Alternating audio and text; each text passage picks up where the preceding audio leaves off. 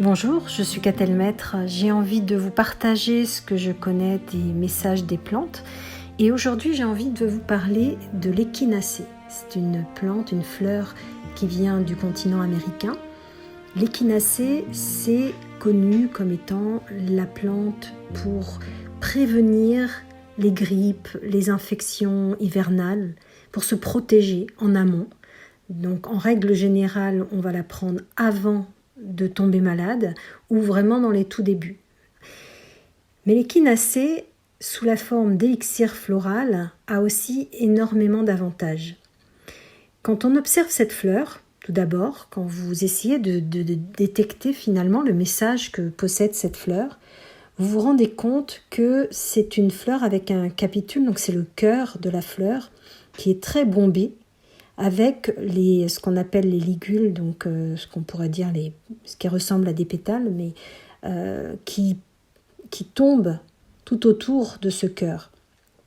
Alors, échinacée vient du grec échinos, qui veut dire hérisson ou oursin. Et effectivement, quand on regarde le capitule bombé, on s'aperçoit qu'il y a comme des petites épines qui protègent finalement ce cœur. Donc le cœur est à découvert, mais il est protégé. Et il faut savoir qu'il n'est pas à découvert au départ.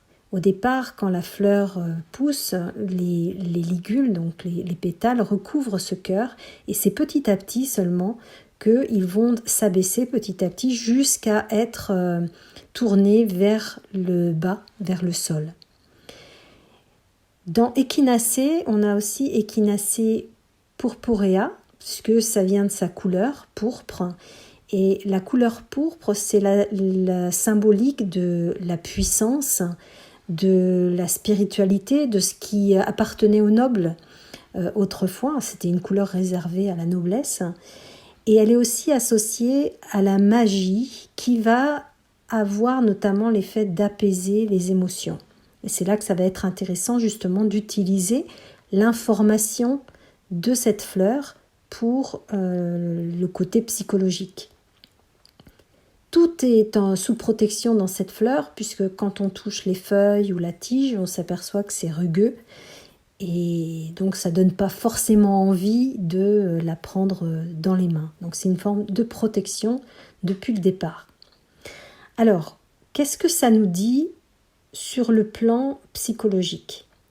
Eh bien, c'est une fleur qui vient nous aider, alors sous forme d'élixir floral, à protéger notre identité.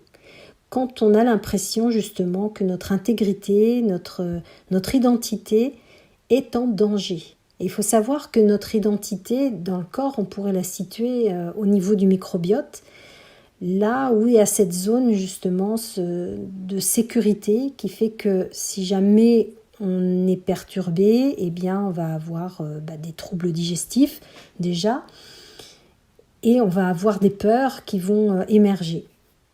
Alors donc, cette identité, quand est-ce qu'elle peut être ébranlée ? Eh bien c'est quand, par exemple, certains événements, souvent extérieurs, vont faire perdre des repères à une personne.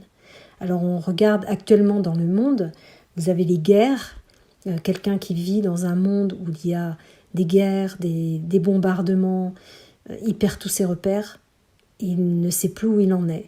Ça contribue, c'est comme si ça le mettait à nu et ça lui fait perdre toutes ses défenses, y compris les défenses immunitaires. C'est pour ça que après, les maladies peuvent se répandre plus facilement parce que la personne n'est plus apte à bien se défendre. Donc les guerres, les cataclysmes, comme on a vu aussi avec les ouragans, les tempêtes, les inondations, tout ce qui est violent d'une certaine façon, les raz-de-marée aussi, tous ces cataclysmes naturels, ou pas d'ailleurs, eh bien, vont venir ébranler fortement notre capacité à nous défendre, parce que les repères sont perdus et c'est comme si on était un petit enfant où on ne sait plus où aller. Cette fleur va aider aussi les personnes qui sont traumatisées par le décès, par exemple d'un conjoint ou de quelqu'un avec qui on était très proche et qui était comme un repère pour nous. Et du coup, ça peut effectivement être aussi perturbateur. Quand il y a, par exemple, pour les enfants, les parents qui divorcent, ils perdent leurs repères, ils doivent se réinventer une autre vie parce qu'il va falloir aller dans 2 foyers différents. Quand, par exemple, un adolescent voit sa famille déménager, ça peut être très perturbateur pour lui parce que les adolescents qui traversent déjà une période très difficile pour eux, pour trouver leur propre identité, eh bien, on leur enlève les premiers repères qu'ils étaient en train de mettre en place. Donc, c'est une fleur, l'échinacée, qui peut aussi les aider. Ça peut être aussi d'une aide pour une personne âgée qui se fait opérer, que l'on sort de son contexte, que l'on sort de chez elle, pour justement, en plus, subir un traumatisme physique, parce que le corps, c'est quand même traumatisant pour lui. Et du coup, elle va être complètement confuse, perdue, et l'échinacée peut l'aider à récupérer ce centre, se retrouver moins justement perturbé intérieurement. Ça peut être aussi le cas de personnes qui ont subi des accidents. Un accident de voiture, d'avion, des accidents avec des moyens de locomotion publique ou pas, ça peut être très traumatisant au niveau psychologique. Même si la personne s'en sort indemne physiquement, c'est très perturbant au niveau psychologique. Ça peut être aussi suite à une dispute violente dans le contexte familial ou avec des amis pour qui on a beaucoup de respect.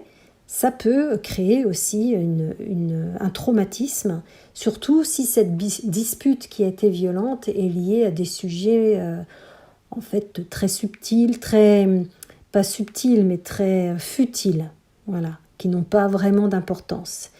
Tout ça, ça va créer petit à petit intérieurement, alors soit de la colère, de la violence, soit de l'angoisse et de la confusion.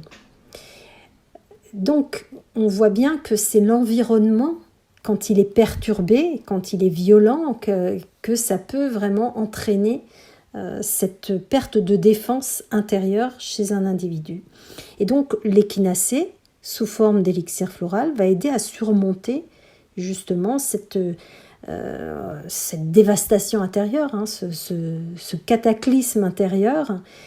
C'est tous les sentiments qui peuvent être associés à ça, le fait de se sentir abandonné, de se sentir exclu, etc., etc. Il y a aussi des personnes qui sentent ça dans leur travail et qui finissent par faire un burn-out. Le burn-out, c'est une confusion totale, une perte de repères. On sait qu'on n'est plus à notre place, mais alors qu'est-ce que je dois faire ? Je ne sais plus ce que je dois faire. Et c'est des personnes justement qui sont plus capables de quoi que ce soit et qui se sentent très fatiguées. Donc l'échinacée peut les aider aussi à reprendre ce lien, ce contact avec leur identité pour qu'elles définissent vraiment ce qu'elles veulent et pour qu'elles puissent retrouver leur force intérieure.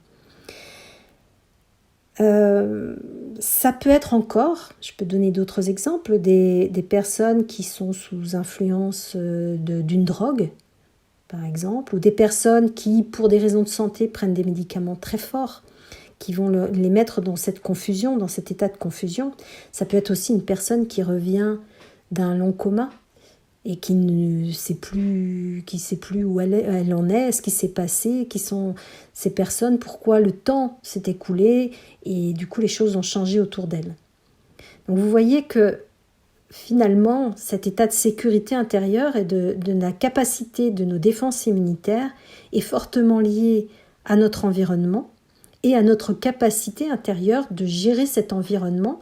Parce que évidemment, on ne peut pas forcément changer l'environnement, mais on peut changer notre réaction par rapport à ce qui se passe à l'extérieur et garder ses forces, garder sa défense, même si ça peut à un moment donné perturber. Donc voilà pourquoi l'échinacée est une plante aussi qui s'adapte très bien à cette saison où justement on voit au niveau climatique, au niveau des conditions dans lesquelles le monde pour l'instant se trouve, eh bien l'échinacée a vraiment sa place actuellement. Voilà, je vous donne rendez-vous dans une nouvelle vidéo.